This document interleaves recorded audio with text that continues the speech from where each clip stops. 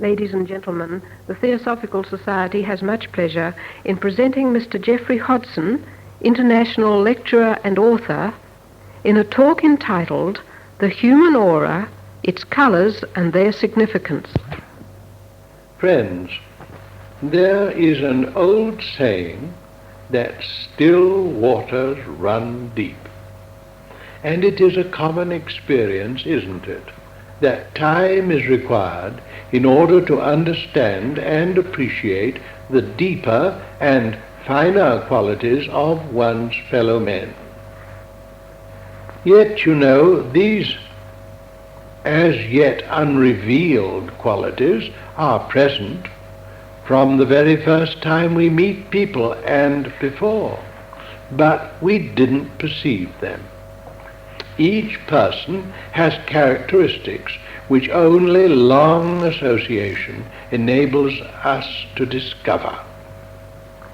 In what form, then, do the qualities of human nature exist?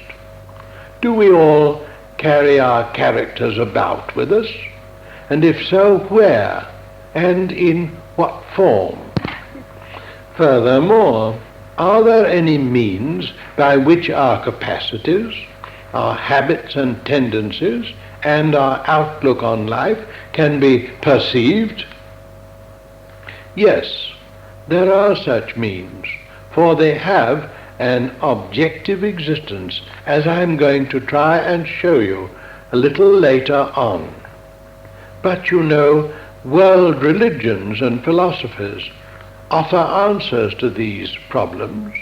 They teach that the visible universe is the outer physical manifestation of an inner, hidden life, and that this inner aspect is the reality, and the outer temporal world only its reflection or passing, fleeting shadow. A great deal of information, particularly in Theosophy, is available concerning the invisible universe. For example, it is said to occupy the same space as the material planets, to interpenetrate and vivify them, and also to extend far beyond them, out into space. This inner world is a world of light, its substance self-radiant, glowing with myriad hues. Also it is inhabited by its own teeming population, and it has its own scenery and conditions. I haven't time now, and it's not my subject, is it, to talk about this inner world and the beings who live there, the inner selves of men, the angelic hosts and the great archangels. That is another subject concerning which theosophical literature gives us a great deal of interesting and valuable information.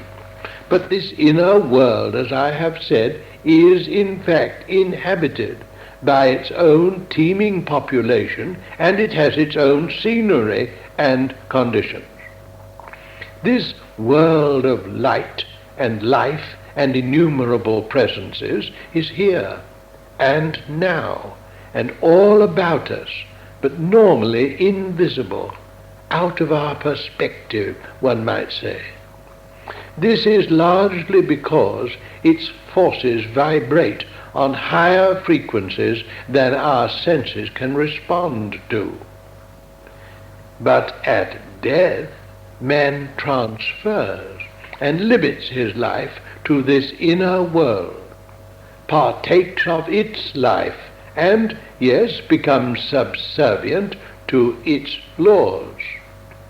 Nevertheless, even whilst in the earthly body, each one of us has an existence in these superphysical realms, for each of us possesses and continually uses, though we don't know it, continually use vehicles of consciousness made of the substances of this invisible world. So we find that Theosophy teaches that man is very much more than this physical body and nature. As Maeterlinck puts it, each and every existing body is prolonged in time and space. Its head is bathed in duration, and its feet are rooted in extension. If this is true, and I firmly believe that it is true, it must mean that normally we see nothing whole. We don't see all of anything, but only cross-sections of the totality. And this is especially true when we first meet other people, as I said at the beginning. Time, we find, reveals more of individuals. We say that people grow on us. Nevertheless, all that we later discover was there from the first, but unperceived. Indeed, the whole man is present at every moment of waking life, but fuller comprehension of people's natures and characters dawns slowly upon us, doesn't it? Both the past and the future, even, of every human being may also be said to be present, if only in terms of germinal potentialities and developed powers and faculties. Fully perceived, the complete man, physical, emotional, mental and spiritual, would be revealed, as also would his whole character and capacity, past, present, and to come. What a wonderful vision that would be of a human being. And if we could only attain to it, then how much deeper would be our understanding of ourselves and of each other. Perhaps we would then be less ready to judge and still more so to condemn. For even the humblest man or woman is found to possess very great potential qualities and powers. Now, this has brought us quite near to our topic, and we ask, in what form do these unseen attributes exist? What do they look like? How do they appear? Theosophy answers, they exist, and they may be seen as light of many hues. Superphysically, every man is robed in a luminous vesture. The human soul is veritably a being of light, and each power and quality shines out in its own particular hue and shade. Rather reminds one of Joseph, doesn't it? Suggesting that every man is thus a Joseph, clothed with a coat of many colors, as told in Genesis 37, verse 3. And we might add that each color is the many-colored coat, represents a power, a quality, a faculty, or a characteristic of man, the wearer of the coat. Now, the interpretation of the colors of the aura in terms of human qualities is in itself a science. All of the superphysical bodies of man are brilliantly colored, and the significance of each hue varies somewhat according to the vehicle in which it appears. But I am going to offer some theosophical ideas now upon this subject, and I'm going to confine myself to the emotional nature of man. That part of us which the old medieval theosophists called the astral body, probably on account of its self-luminous, glowing appearance, certainly not because it had any particular association with the stars or was astral in that sense. Perhaps before I go on, the thought suddenly occurs to me, if these colors and hidden attributes are superphysical and normally invisible, how then can anyone describe them or know anything about them? That would lead me into another fascinating aspect of theosophical teaching. Briefly, it is said that man possesses not only his present 5 senses, but a 6th, the use of which is gradually being developed in these our days. And we find that this 6th sense is becoming the subject of scientific investigation in the laboratory under the kind or branch of science known as parapsychology. And hundreds upon hundreds of men and women have submitted themselves to the tests of whether they are clairvoyant, as the word goes, clairaudient, can see without the senses, dream true, know what has happened in the remote past, foresee truly what is going to happen in the future. And it is surprising to find that a very large proportion of those tested have these powers under demonstrable tests in some degree or other.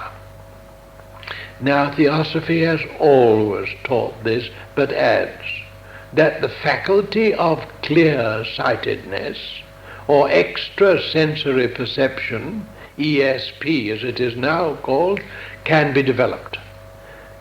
It will show itself naturally in the later races of men, but man can, as it were, forestall nature, hasten the evolution of his powers and so of his senses, bring into operation the 6th sense now, and it is as a result of success in this endeavor and the use of the power for investigation that the knowledge of the aura, for example, has been attained. I haven't time, and it's not my subject now, to establish this idea at all fully, and I would recommend you to the theosophical literature on the subject of clairvoyance if you're interested. I will ask you, however, to take as a working hypothesis, at any rate, that the knowledge I am now going to put before you, important as it is, has been gained largely as a result of the investigations of generations of trained seers, each checking his results by those of predecessors, until we now have built up a great body of ideas which the Greeks called Theosophia, divine wisdom. When then this added power is used and directed towards man and his aura, particularly, as I have said, his astral or emotional body, what is seen? Well, it is found that the astral body not only permeates the physical body, occupying the same place, you see, but also surrounds it in every direction, like a cloud of constantly moving colors. That portion which extends beyond the limits of the physical body is usually termed the aura. And every one of us, and indeed all objects and things and beings, have shining auras. In man, the aura is ovoid or egg-shaped, and its in general about 3 times the size of the physical body. The central portion of the astral body takes the exact form of the physical, and is in fact quite clearly distinguishable from the surrounding aura. This inner portion is usually termed the astral counterpart. The exact correspondence of the astral body with the physical is, however, merely a matter of external form, and does not involve any similarity of function in the various organs. To clairvoyant sight, one of the principal features of an astral body consists of its colors, as I have said, which constantly play through it and express in astral matter human feelings, passions, emotions, desires, and the general habitual condition of feeling and of thought to which the person is given. Here, and again I regret I haven't time, we enter the realm of what is called psychosomatics, the interplay between these conditions in the mental and emotional bodies and the function of the physical body itself. As doubtless you are aware, there is a very close interrelationship between mind and emotion on the one hand and the physical body on the other. And this has become, in fairly recent times, an active branch of medical research and practice. Often the more serious sufferings of men are found to be associated with abnormalities in the psyche or soul, meaning the emotional or mental nature and habits of life. Another very interesting subject. Again, you will find in our theosophical literature a great deal of interesting information on this important topic of psychosomatics.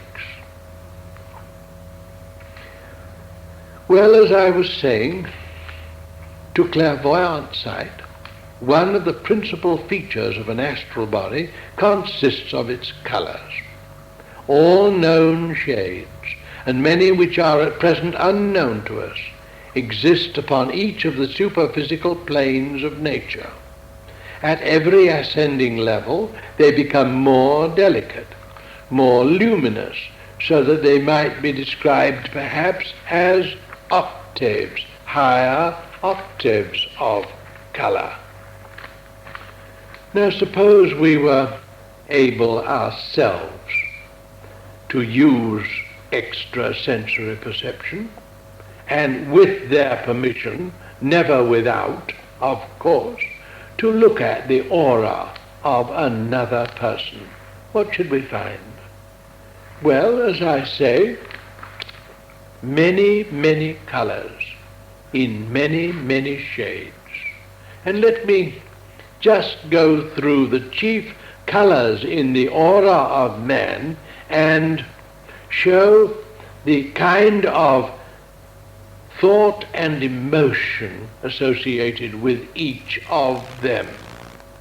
Here are some of them.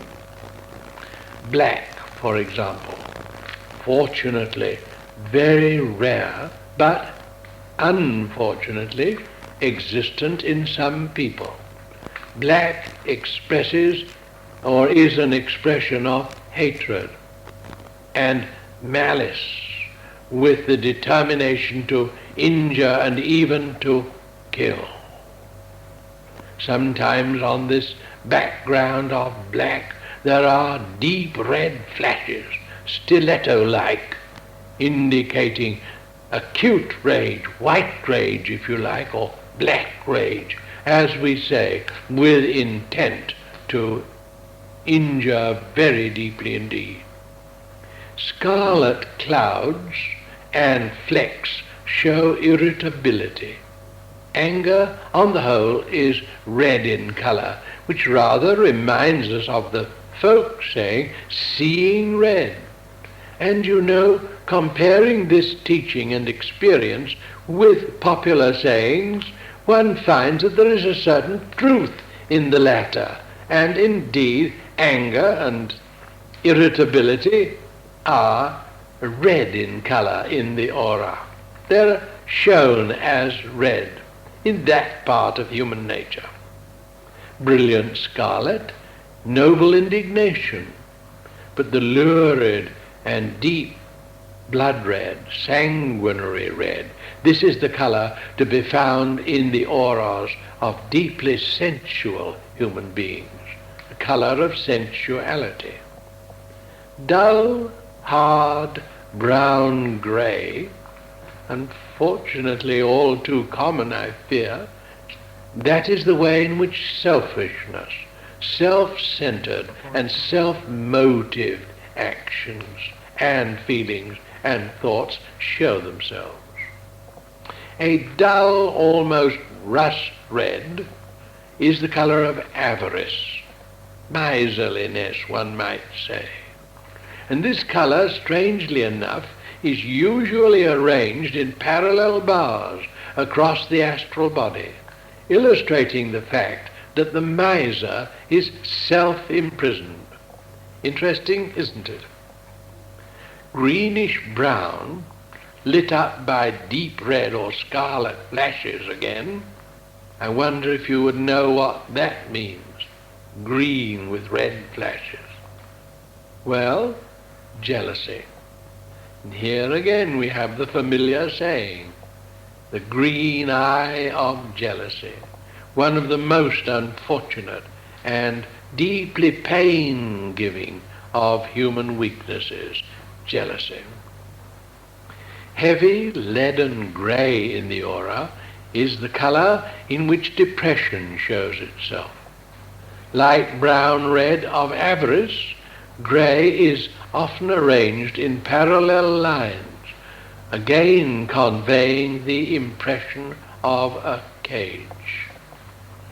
These heavy leaden grey clouds can, as it were, ooze out of the aura and fix themselves or settle over the subtler bodies of those nearby. And if one is susceptible to this kind of experience, one can find oneself getting more and more depressed in the presence of a saddened individuality. One must be careful not to give way, not to allow that to happen, rather to fill oneself up with a sense of spiritual power and joy, and with this thought try to drive away the dark grey clouds from such sufferers. There is, however, a livid grey in the aura, and this is the color by which fear is expressed. This too can spread, and what we call mob psychology and panic can arise from the spreading of these strong and frightening emotions. Dull and heavy crimson, selfish love, but pure rose color, unselfish love.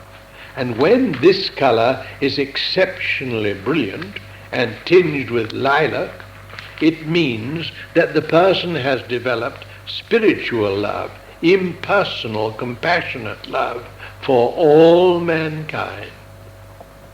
Orange is the color of pride or ambition, whilst yellow represents generally the activities of the intellect and the capacities for the use of the mind in varying degree.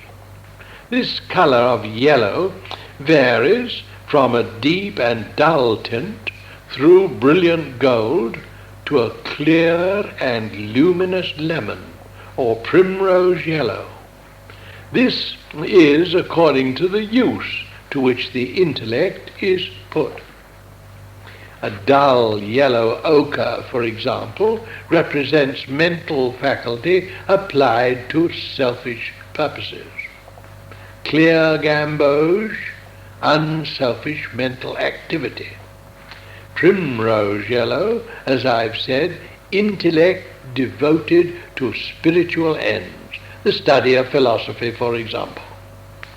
That leads us into gold, pure intellect applied to philosophy or mathematics and illumined by the light of intuition, which in general is a pure, delicate, beautiful, golden hue.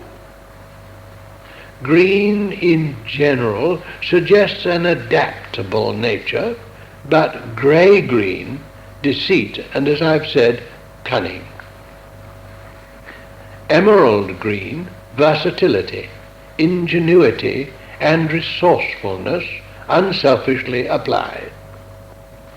A pale, luminous blue-green, deep sympathy and compassion.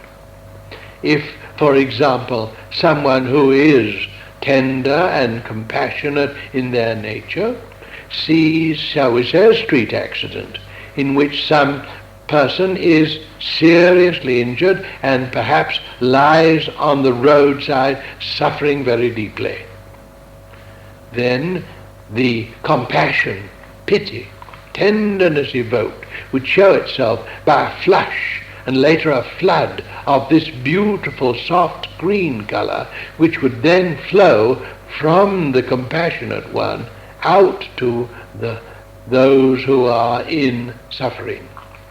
They would have to be careful, however, not to be overwhelmed by the emotion as to be incapable of using the intellect and applying it in a practical way. And so emotion must be controlled by will, especially in such a case as that. A bright apple green rippling through the aura indicates strong vitality. Now, what about the blues, though? Well, a dark, clear blue represents religious feeling. This is liable to be tinged by many other qualities, and so it varies from indigo through a deep violet to, I'm afraid, a muddy grey blue, according to the quality of the devotion.